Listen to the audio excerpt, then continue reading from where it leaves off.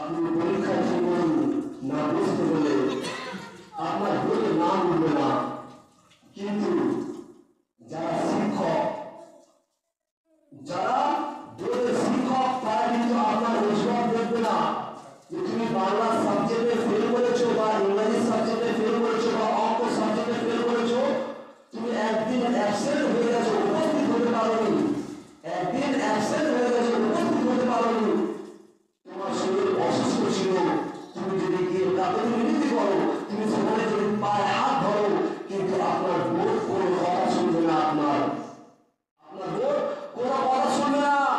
আপনি যদি সত্যি অসুস্থ হয়ে থাকেন, যদি আপনি পরীক্ষার খাতায় না বসতে পারেন, আপনার কিন্তু পরীক্ষায় বলে নাম উঠবে না, আপনার রেজাল্টে আপনি একটা বিষয়ে ফেল থাকবেন, যদি কোনো বিষয়ে যদি আপনি অ্যাবসেন্ট থাকেন।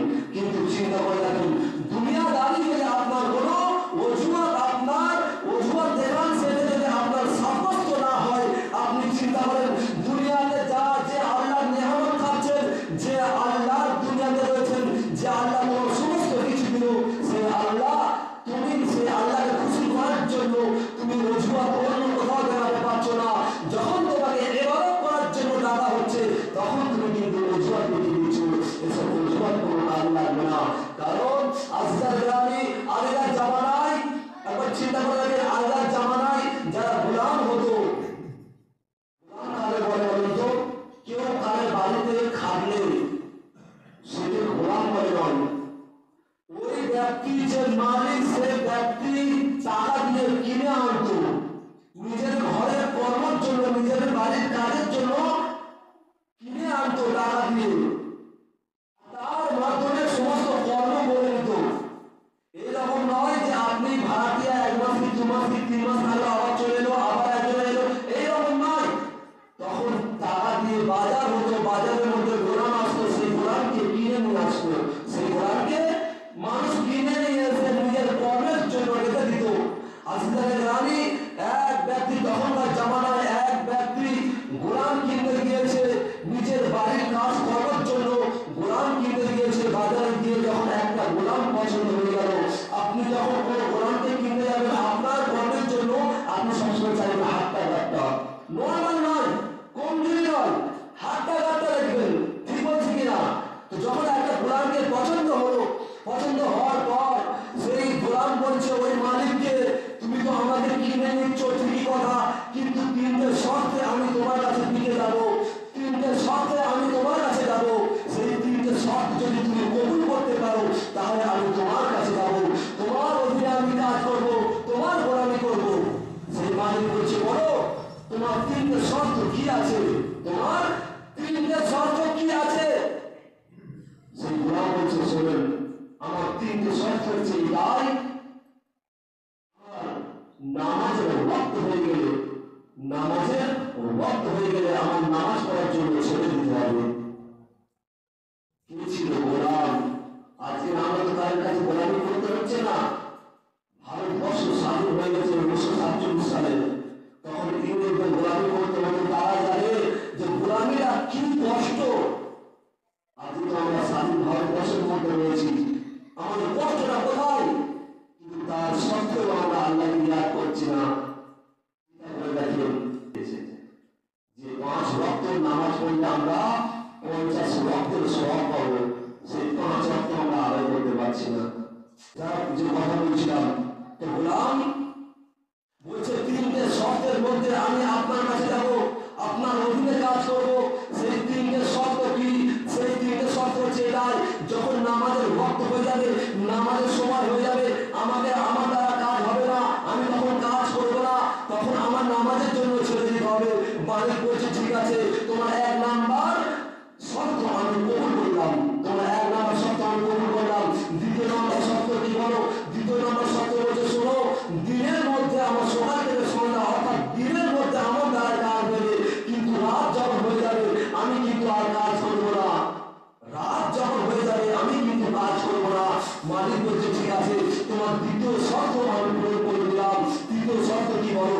সেই গোলাম বলছে, শোনো, 3য় শর্ত এই, আমি যখন আপনার ওখানে যাব, আমার জন্য একটা নির্দিষ্ট ঘর দিতে হবে, যেখানে কেউ যাবে না।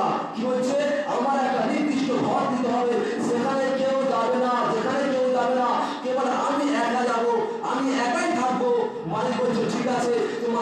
শর্ত কবুল করে নিলাম, তোমার নামাজের রক্ত ছেড়ে দেওয়া হবে, তোমার নামাজের রক্ত হলে ছেড়ে দেওয়া হবে। যখন তুমি রাত হয়ে যাবে তোমার কাজ ছেড়ে দিতে হবে, তোমার দিনের বেলা তোমার দিয়ে কাজ হলো। আর শোনো, তোমার জন্য একটা নির্দিষ্ট ঘর দিয়ে দেবো। গোলামকে নিয়ে চলে এলো, যখন মালিক চলে এলো তার মহলেতে প্রচুর ঘর আছে, মালিকের প্রচুর ঘর আছে, কিন্তু গোলামকে ঘুরিয়ে ঘুরিয়ে দেখাচ্ছে, দেখো তোমার এই ঘরের মধ্যে কোনটা পছন্দ হয়। কিন্তু চিন্তা করে দেখেন, ওই গোলাম যখন ঘরগুলো দেখছে কোনো ঘর কিন্তু পছন্দ হয়নি, পছন্দ করেনি, সে একটা বিরাট অর্থাৎ বড় ঘর, যেটা খারাপ ঘর পড়ে রয়েছে, সেই ঘরের মধ্যে সেই ঘরটাকে পছন্দ করলো।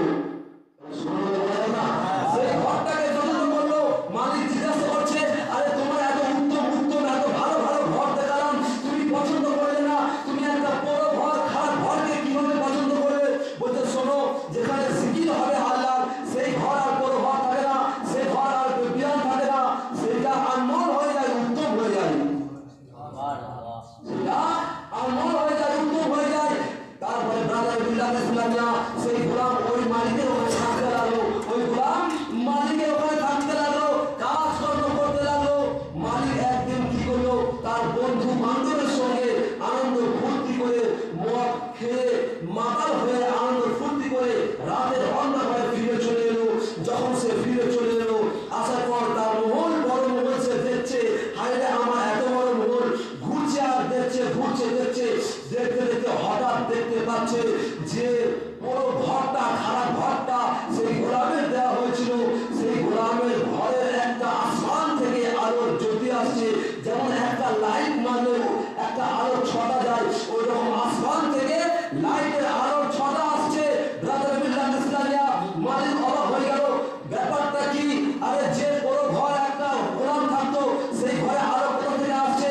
গোলাম সেই মালিক কি করলো, আস্তে আস্তে সেই ঘরের নিকটে গেল, ঘরের নিকটে গিয়ে দেখছে যে না, একটা আলোর জ্যোতি আসমান থেকে আসছে, আর যে ঘরে ওই গোলাম রয়েছে সেই ঘরের ছাদ খুলে গেছে, আর গোলাম সিজদার মধ্যে পড়ে গেছে, বলছে আল্লাহ তুমি তো দুনিয়ার মধ্যে আমাকে পাঠিয়েছো, এই পরওয়ারদিগার আলম, আমি তো দুনিয়াতে দিনের বেলাতে আমি আমার মালিকের কাজ করি, আমি আমার মালিকের খিদমত করি, আর ইয়া আল্লাহ যদি আমার দিনের বেলা যদি আমার মালিকের খিদমত না করতে হতো, তাহলে আল্লাহ সব সময় আপনাকে রিয়াদ করতাম, আপনাকে সব সময় আমি ইবাদত করতাম। ব্রাদার বিল্লাহ ইসলামিয়া সেই মালিক ওখানে দাঁড়িয়ে গেল, দেখছে অবাক হয়ে গেল, আজিজানের আমি তার দেখতে দেখতে রাত কেটে গেল। যখন ভোর আকাশ হয়ে এলো, যখন ভোর আকাশ চলে এলো, দেখছি যে ওই যে আসমান থেকে আলো জ্যোতিটা আসছিল, ওই জ্যোতি আসমানে উঠে গেল, আবার ছাদ বন্ধ হয়ে গেল। মালিক ফিরে চলে এলো, নিজের স্ত্রীর কাছে এসে সমস্ত ঘটনা শোনালো, সমস্ত কাহিনী বললো যে এই অবস্থা। তারপরে রাতে আবার কি করলো, দুই স্বামী স্ত্রী, সেই মালিক এবং তার স্ত্রী দুজনাই আবার কি করলো, পরের রাতে চলে গেল ওই গোলামের ঘরকে দেখার জন্য, দুজনা দেখার জন্য চলে গেল। আওরামে দাঁড়িয়ে আছে, দেখছে যে না, আবার ওই গোলামটা ইবাদতের মধ্যে পড়ে গেছে, সিজদার মধ্যে পড়ে গেছে, আল্লাহর সিজদা করছে, আল্লাহর ইবাদত করছে, আর আসমান থেকে একটা নূরের জ্যোতি চলে আসছে, আর ওই গোলাম যেখানে সিজদার মধ্যে পড়ে রয়েছে ঠিক ওইখানেই আলোর জ্যোতিটা এসে পড়ছে, ঠিক ওইখানে আলোর জ্যোতিটা এসে পড়ছে। আর গোলাম বলছে, এই পরওয়ারদিগার আলম, খালিক দুনিয়ার রব্বে কায়নাত, তোমার তো ইবাদত করছি কেবল রাতে, আমি দিনে যদি কোনো আমার মালিকের যদি খিদমত না করতাম, তাহলে দিন রাত তোমাকে ইবাদত করতাম। এই আল্লাহ তুমি আমার ইবাদতকে কবুল করে নাও। দুই স্বামী স্ত্রী, মালিক এবং তার মালিক দুনিয়া দেখছে, ওখান থেকে যে গোলামের আসমান থেকে গোলামের ঘরে জ্যোতি পড়ছে, গোলামের উপর জ্যোতি পড়ছে। ব্রাদার বিল্লাহ ইসলামিয়া চিন্তা করে দেখেন, বোঝার একটা এখানে কথা আছে যে এই যে গোলাম আগেকার দিনে মানুষের খিদমত করতো, আল্লাহকে ভুলতো না, আল্লাহকে রাজি করার জন্য আল্লাহকে খিদমত করতো, শুধু নাই সে কিন্তু ভালো মন্দা ঘর নেয়নি, সে খারাপ ঘরকে বেছে নিয়েছে, কারণ সেখানে আল্লাহকে ইবাদত করার জন্য, সেখানে আল্লাহকে ইবাদত করার জন্য। যখন সকাল হয়ে যায়, মালিক কি করলো, ওই গোলামকে ডাকলো, মালিক গোলামকে ডাকলো, ডেকে বলছে, এই গোলাম শোনো, তুমি আল্লাহর কাছে ফরিয়াদ করছিলে যে দিনের বেলা যদি